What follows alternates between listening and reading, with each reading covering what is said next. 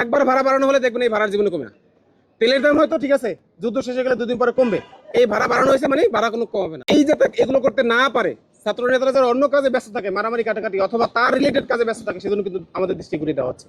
সেজন্য আমরা বলছি অবশ্যই তেলের দাম ব্যালেন্সে রাখতে হবে, এবং যে সরকারের মন্ত্রী যে বলেছিলেন 3 মাস না 6 মাসের তেল তার কাছে মজুদ আছে, সেই তেল তার পেট থেকে হোক অথবা অন্য কোথাও থেকে হোক, অথবা যেখানে সে লুকিয়ে রেখেছে সেখান থেকে বের করে মানুষ সামনে নিয়ে আসুক, তেলের দাম একটু কমুক, মানুষ একটু বাঁচুক, দেশের শিক্ষার্থীরা মানুষ তাদের স্বাভাবিক জীবন ফিরে পাক। দেখেন এগুলো তো মূলত একটা সিন্ডিকেট।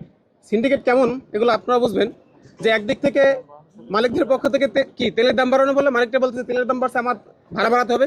একবার ভাড়া বাড়ানো হলে দেখবেন এই ভাড়ার জীবনে কমে না। তেলের দাম হয়তো ঠিক আছে, যুদ্ধ শেষ হয়ে গেলে দুদিন পরে কমবে, এই ভাড়া বাড়ানো হয়েছে মানে ভাড়া কোনো কমবে না।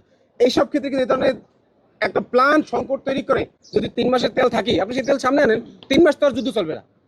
এই যে আমেরিকার ইরানের যুদ্ধ, এই যুদ্ধ কোনোদিন 3 মাস চলবে না, এটা আপনার শিওর থাকেন। এতদিন যুদ্ধ চালায় না, তার নেওয়ার মতো ক্ষমতা আমেরিকা কিংবা ইরান কারো নাই।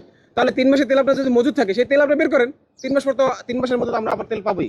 মূলত এই তেল থাকা সত্ত্বেও তেল এই মন্ত্রী কোথায় লুকিয়ে রাখছেন, সেই লুকিয়ে রাখার মাধ্যমে মূলত কৃত্রিম একটা তেল সংকট, এর মাধ্যমে তেলের দাম বৃদ্ধি, এর মাধ্যমে সরকারের যে অনুগত যে পরিবহন শ্রমিক আছে, পরিবহন মালিকরা যারা আছে, তাদের ভাড়া বৃদ্ধির মাধ্যমে তাদের লাভ করানোর জন্য সরকার মূলত একটা প্ল্যান পদ্ধতিতে এই সব কিছু মূলত করছে। সেজন্য আমরা বলবো অবশ্যই তেলের দাম কমাতে হবে, গাড়ি ভাড়া বাস ভাড়া কমাতে হবে, এবং শিক্ষার্থী এবং মানুষদের স্বাভাবিক জীবন তাদেরকে ফিরিয়ে দিতে হবে।